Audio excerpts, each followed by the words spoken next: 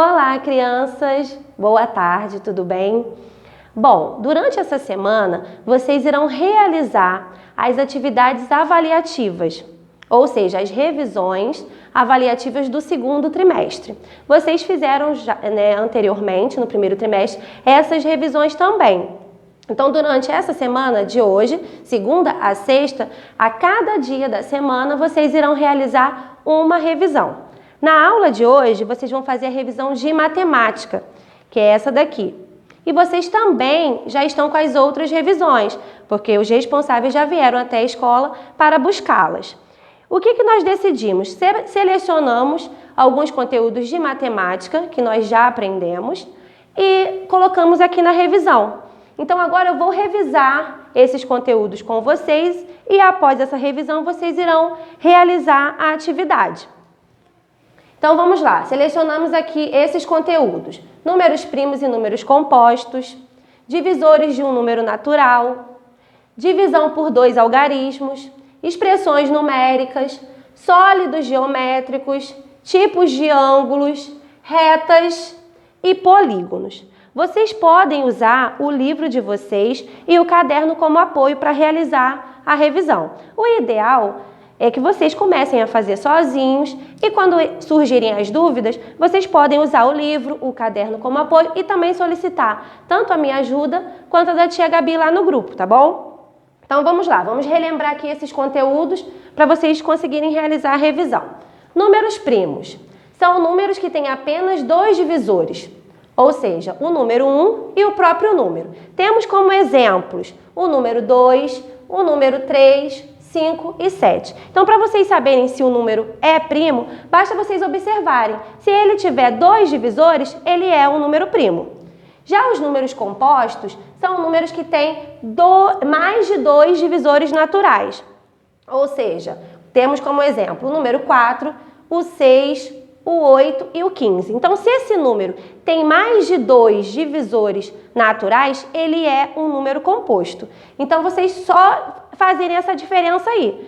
Sabendo que a definição de números primos e a definição de números compostos, vocês vão conseguir realizar a atividade. Na dúvida, podem voltar no livro ou no caderno. Divisores de um número natural. Quando eu sei se um número é divisor daquele número, né? Aqui eu trouxe um exemplo, ó, 12 dividido por 3. Eu encontrei como resultado 4. Então, o 4, ele é divisor do 12. Porque quando eu faço essa divisão aqui, eu encontro 4. A mesma coisa acontece com o 3. O 3, ele é divisor do 15. Porque quando eu faço a divisão do 15 dividido por 5, eu encontro o 3. A mesma coisa o 4. O 4, ele é divisor do 8. Porque quando eu faço a divisão de 8 dividido por 2, eu encontro o 4. Então, se no caso na revisão tiver, realmente tem uma questão assim, eu pedindo o divisor daquele número, basta vocês lembrarem das tabuadas. Vamos supor o número 10. Em quais as tabuadas eu encontro o número 10? Tabuada de 1, de 2, porque 2 vezes 5 é igual a 10. Na tabuada de 3 tem 10? Não tem. De 4 tem? Não. De 5 tem? Sim. 6 não tem, 7 não tem, 8 também não, 9 não. 10 tem? Sim. Então, quais são os divisores de 10? 1, 2, 5 e 10. Foi a mesma coisa que vocês podem fazer com outros números. Agora, vamos falar sobre divisão por dois algarismos. Esse conteúdo nós vimos agora bem recente, então vocês estão aí na prática. O que eu preciso fazer? Eu preciso lembrar da tabuada. Qual foi a dica que eu dei para vocês quando eu apresentei esse conteúdo? Que vocês realizassem no cantinho, num bloquinho, numa folha, as tabuadas. Porque aí vocês iam conseguir visualizar se tem esse número na tabuada ou não. Como aqui o espaço é pouco, a tia não vai fazer isso. Mas vocês, na atividade, vocês podem montar as tabuadas. Então vamos lá. Eu não posso dividir o 3 por 12, então eu vou pegar o 36. Na tabuada de 12 tem 36?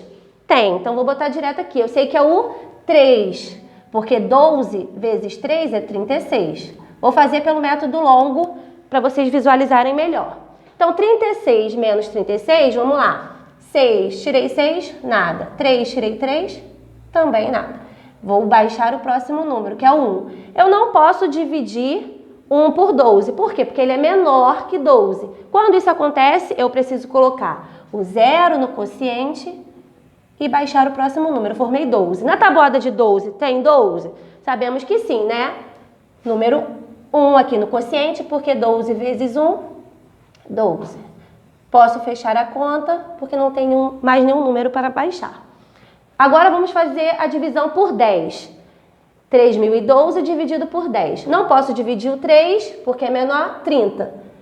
30 dividido por 10, será que é possível? Sim, por quê? Porque 3 vezes 10 é igual a 30. Então, 3 vezes 10, 30. 0 tira 0, 3 tira 3, 0. Aqui deu o mesmo processo do lado de cá. Número 1, o 1 eu não posso dividir por 10, porque ele é menor. Coloco 0 no quociente, 12. Na tabuada de 10, nós sabemos que não tem 12. Então, o que eu tenho que fazer? Pegar o número próximo e menor, que vai ser o 10. Então, aqui vai dar 1 no quociente, porque 10 vezes 1 é igual a 10. 2, tirei nada, 2. 1, tirei 1, 0. Vou fechar a conta, porque não tem mais nenhum número para baixar. Só para relembrar, aqui é uma divisão exata, porque eu encontrei 0 no resto, e aqui é uma divisão inexata ou também não exata, que nós chamamos, porque tem como resto 2. Então, vamos relembrar agora as expressões numéricas. Quando nós aprendemos as expressões numéricas apenas com a adição e a subtração, o que eu passei para vocês? Que eu vou resolver na ordem que elas aparecem. Aqui aparece a adição, perdão. Então, primeiro eu vou realizar a adição e depois a subtração, né? Se fosse a subtração primeiro, eu iria resolver a subtração e depois a adição. Então, como é na ordem, a primeira aqui, como eu falei, é a adição. 8 mais 7, 15. O que eu faço com o que vem depois? Sempre tenho que repetir. Se tivesse número antes, eu também iria repetir. Então, vamos lá. Menos 3. 15 menos 3, 12. Essa aqui foi rapidinho, né? Então, aqui nós fizemos resolvemos a expressão numérica apenas com a adição e a subtração. Agora, aparece a multiplicação. Quando tem a multiplicação, quem eu vou resolver primeiro? Sempre a multiplicação. E depois a adição e a subtração na ordem em que elas aparecem. Então, vamos lá. Marquem assim, para ficar mais fácil para visualizar. 5 vezes 4, 20. Vou repetir tudo que vem depois. Aqui apareceu a adição. Vamos lá. 20 mais 8, 28. E vou repetir o que vem depois. 28 menos 7, 21. Não podem esquecer, se na expressão aparecer a multiplicação, eu preciso resolver a multiplicação primeiro, repetir o que vem depois e assim, se for a adição, resolvo a adição ou se for a subtração, ok? A adição e a subtração não importa, tem que ser resolvido na ordem que elas aparecem. Agora vamos lá, aqui tem uma divisão. Quando tem a divisão e a multiplicação, eu vou resolver na ordem que aparecem também. Aqui apareceu a divisão primeiro, então eu vou resolver a divisão e repetir o que vem depois e aí, em sequência, vou resolver a multiplicação. Vamos lá, 24 dividido por 6, 4. Vou repetir o que vem depois. Se eu já resolvi a divisão, agora eu vou resolver a multiplicação. Vou marcar aqui para ficar mais fácil. Vou repetir o que vem antes, calculo a multiplicação. 2 vezes 3, 6, e vou repetir o que vem depois. Aqui sobrou uma adição. Vamos lá. 4 mais 6, 10 mais 4. 10 mais 4, 14. Então, foi. Vamos revisar agora os sólidos geométricos. Poliedros, são sólidos geométricos cuja superfície é formada apenas por partes planas. Por exemplo, temos o cubo, o paralelepípedo, a pirâmide, dentro desse conteúdo aqui de poliedros, tá? Corpos redondos são sólidos que têm as partes arredondadas ou toda a superfície arredondada, que é o caso do cilindro, do cone, tá bom? Da esfera. Dentro desse conteúdo, nós falamos das faces, né? Das arestas e das vértices.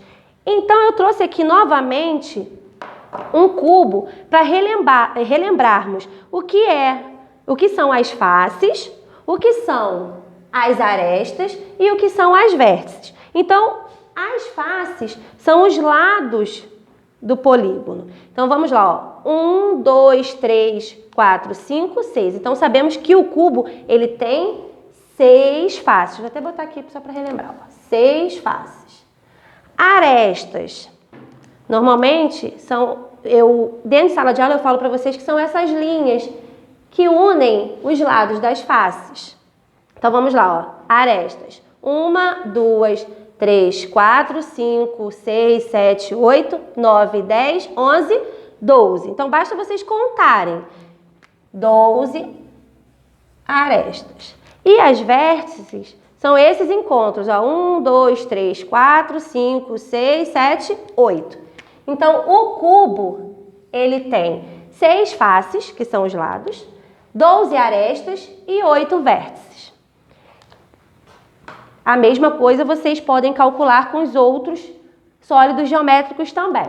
Vamos falar agora dos tipos de ângulos. Ângulo reto é o ângulo que tem 90 graus. Então, aqui eu trouxe a imagem do ângulo reto. Ângulo agudo, menor que 90 graus. E o ângulo obtuso, entre 90 e 180 graus. É importante lembrar que a unidade de medida do ângulo é o grau. Toda vez que vocês podem observar, ó, que aparece essa bolinha aqui, que nós chamamos de grau. Retas paralelas e retas perpendiculares. Retas paralelas, observem que elas não se encontram, por isso que são chamadas de paralelas. Já as perpendiculares apresentam esse eixo, que é um ponto em comum entre elas, por isso são classificadas como retas perpendiculares, tá bom? Dentro do conteúdo de polígonos, nós falamos dos triângulos, que são polígonos com 3 lados, e falamos dos quadriláteros, que são polígonos com 4 lados. Dentro desse conteúdo, no livro de vocês, na página 167, tem lá a denominação de outros polígonos, de acordo com a quantidade de lados que eles têm. Vocês podem voltar lá no livro e estarem lendo para relembrar. Vamos só focar aqui agora nos triângulos e quadriláteros. Então, vamos lá. Dentro desse conteúdo de triângulos, nós aprendemos que tem 3 outros triângulos que eles são classificados de acordo com seus lados, né? Temos o triângulo escaleno, o isósceles e o equilátero. Então, agora eu vou estar lendo para vocês, para relembrarmos, a definição de cada um desses 3 aqui. O triângulo escaleno tem 3 lados com medidas de comprimento diferentes. Os triângulos isósceles têm 2 lados com as mesmas medidas de comprimento. E já o equilátero, ele tem 3 lados com a mesma medida de comprimento. Então, isso que diferencia um do outro. Quando vocês forem realizar a atividade, vocês podem voltar no livro para observarem novamente essas definições. Dentro de quadriláteros, quando nós falamos de quadriláteros, polígonos com 4 lados, nós falamos sobre os paralelogramos e sobre os trapézios. E eu vou também ler essas definições para vocês. Paralelogramos são todos os quadriláteros que têm os lados opostos paralelos. Já os trapézios são os quadriláteros que possuem apenas 2 lados opostos paralelos. Então, essas definições que diferenciam um polígono do outro, tá bom? Vocês podem voltar no livro, se tiverem necessidade, e também no caderno, como eu falei anteriormente. Então, agora eu repassei, né, para vocês, relembramos aqui juntos o que é mais importante dentro desses conteúdos, e agora vocês vão para a atividade, no caso, a revisão. Lembrando que vocês precisam fazer com bastante atenção, porque essas atividades valem nota. Então, em qualquer momento que vocês errarem, vocês vão estar perdendo pontos, tá bom? Não, e é uma atividade avaliativa, mas vocês também podem pedir o nosso auxílio lá no grupo. Vamos lá, vamos começar a ler aí a revisão. Todos com a revisão na mão. Vamos lá. Número 1, complete. Tem aí uma linha e vocês vão dizer, são linhas fechadas simples formadas por segmentos de reta. Então, vocês vão dizer que linhas são essas. Vão colocar aí na linha. Letra B. Os polígonos recebem classificações diferentes de acordo com o número de... Então, como a gente classifica um polígono? Eles se diferenciam de acordo com o quê? O que diferencia um do outro? Então, vocês vão completar aí. Os sólidos que rolam são chamados e os que não rolam, então a tia também falou aqui. Então, vocês podem relembrar aí. A unidade de medida do ângulo é o... Número 2. Observe as luminárias. Abaixo, elas estão formando 3 tipos de ângulos. Classifique-as em reto, agudo ou obtuso. Então, vocês vão olhar as luminárias e vão escrever na linha se é um ângulo reto, agudo ou obtuso.